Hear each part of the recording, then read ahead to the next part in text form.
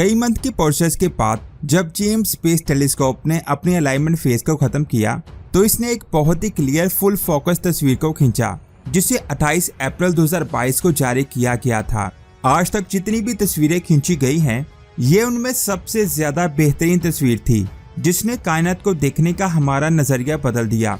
आखिर James space telescope ने वो तस्वीर कैसे खींची और उस तस्वीर में क्या था, यह अमेजिंग इन्फॉर्मेशन आप जानोगे आज की इस वीडियो में। तो पूरी वीडियो वॉच कीजिएगा। और आप देख रहे हैं स्पेस वर्ल्ड। 2 फरवरी 2022 को जेम्स स्पेस टेलीस्कोप ने पहली बार स्पेन से 258 लाइट ईयर दूर एक स्टार HD 84406 की तस्वीर खींची, जिसे एक कैमरे से नहीं बल्कि 18 मुख्तलिफ कैमरों से खींचा गया था। ये एक ही स्टार के 18 मुख्तलिफ कॉपीज खींची गई थी, जो अनफोकस्ड और अनकलर्ड थी। अब नासा की टीम का काम इस तस्वीर को फोकस और कलराइज करना था, यानी इस तस्वीर के जरिए टेलीस्कोप के ऑप्टिक्स को ठीक करना था, ताकि टेलीस्कोप से बिल्कुल क्लियर और रंगीन तस्वीर खींची जा सके, जिसमें साइंसदानों को कई दिन लगे। और फिर 11 मार्च 2022 को इसने उसी स्टार की एक और तस्वीर खींची, जो बहुत ज्यादा कलराइज्ड और क्लियर थी, जिसमें इस स्टार के साथ साथ कई गैलेक्सीज को भी देखा जा सकता है, जो हमसे अरबों लाइट ईयर दूर है। लेकिन साइंसदानों के मुताबिक इस तस्वीर की क्वालिटी भी उतनी अच्छी नहीं थी जितना एडवांस ये टेलीस्कोप है। अब इसकी क्वालिटी को और बेहतर बनाने के लिए इसका नेक्स्ट अलाइनमेंट फेज शुरू किया गया, जिसमें इसके पार्ट्स और 18 मुख्तलिफ हेक्सागोनल मिरर को ठंडा करना था, जिसे कूल्ड अलाइनमेंट प्रोसेस का नाम दिया गया। जैसे कि आपको पता है, ये टेलीस्कोप इस वक्त L2 पॉइंट पर मौजूद है। ये पॉइंट हमारी जमीन से 15 लाख किलोमीटर दूर है। यहाँ का टेम्परेचर -273 डिग्री है। यहाँ पर बहुत ज्यादा सर्दी है। इस टेलीस्कोप को वहाँ भेजने का मकसद ये था कि टेलीस्कोप में जितने भी पार्ट्स इस्तेमाल किए गए हैं, उनको अच्छे से काम करने के लिए बहुत ज्यादा ठंडा टेम्परेचर चाहिए था, और L2 पॉइंट पर उतना ही टेम्परेचर है जिससे ये टेलीस्कोप अच्छे से काम कर सके।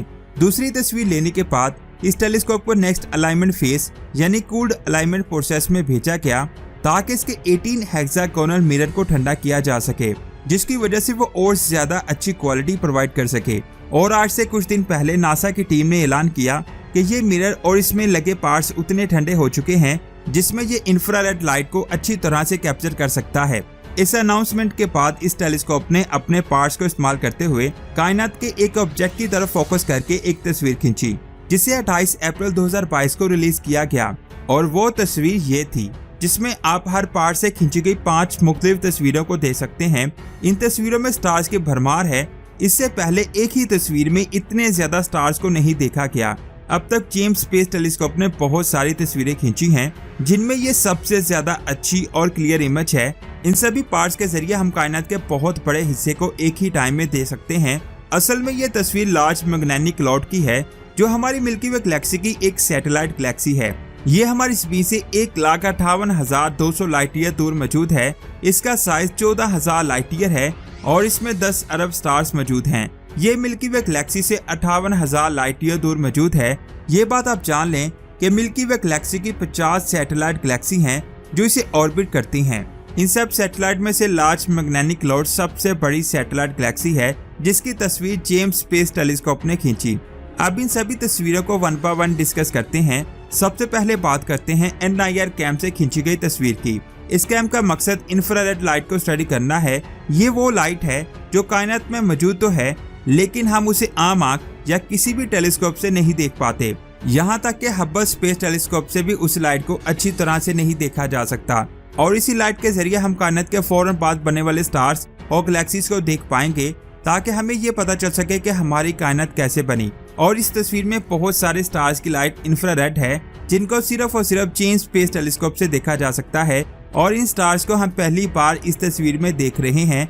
इसके बाद बात करते हैं नियर इंफ्रारेड स्पेक्ट्रोग्राफ की। ये उसी वेवलेंथ को डिटेक्ट करता है जो NIR कैम करता है, लेकिन इसका कैमरा एक स्पेक्ट्रोग्राफ है जो लाइट को उसकी वेवलेंथ के हिसाब से डिवाइड करता है, जिसके जरिए हम किसी स्टार और गैलेक्सी में मौजूद केमिकल कंपोजिशन, उसके मास, साइज, टेम्परेचर और डिस्टेंस को मेजर कर सकते हैं। इस तस्वीर को आप ध्यान से देखें, जिसमें हर तस्वीर की लाइट की वेवलेंथ दूसरी तस्वीर से मुख्तलिफ है। किसी तस्वीर की लाइट ज्यादा है और किसी की कम।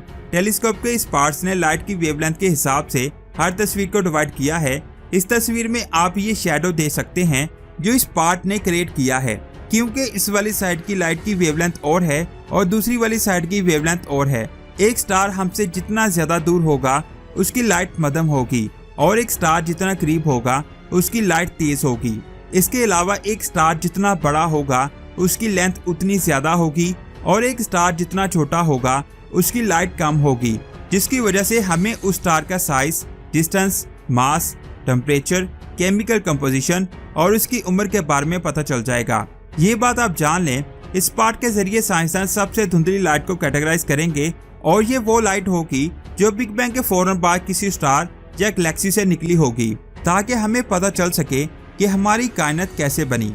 और इस तस्वीर में बहुत सारे स्टार्स ऐसे हैं जो हमें कायनात की फॉर्मेशन के बारे में बता सकते हैं। इसके बाद बात करते हैं मिरी की, यानी मिड इंफ्रारेड इंस्ट्रूमेंट। ये उस लाइट को डिटेक्ट करता है जो इंफ्रारेड लाइट की तरह गायब तो नहीं होती, लेकिन स्पेस में बहुत ज्यादा ट्रैवल करने की वजह से रेड हो जाती है। इस पार्ट में एक कैमरा भी लगा हुआ है और एक स्पेक्ट्रोग्राफ भी लगा हुआ है, जिसके जरिए हम बहुत ज्यादा दूरी पर मौजूद स्टार्स और गैलेक्सीज को स्टडी कर सकते हैं। इसके अलावा न्यू पैदा होने वाले स्टार्स को भी स्टडी कर सकते हैं और ऐसी चीजों को भी स्टडी कर सकते हैं जिनकी रोशनी बहुत कम होती है, जैसे कॉमेट और एस्ट्रॉइड। और इस तस्वीर में जितने भी स्टार्स हैं वो मुकम्मल तौर पर इंफ्रारेड नहीं हैं, बल्कि मिड इंफ्रारेड हैं, जिनकी लाइट रेड हो चुकी है। इसके बाद बात करते हैं नियर इंफ्रारेड इमेजर और स्लाइटलेस स्पेक्ट्रोग्राफ की।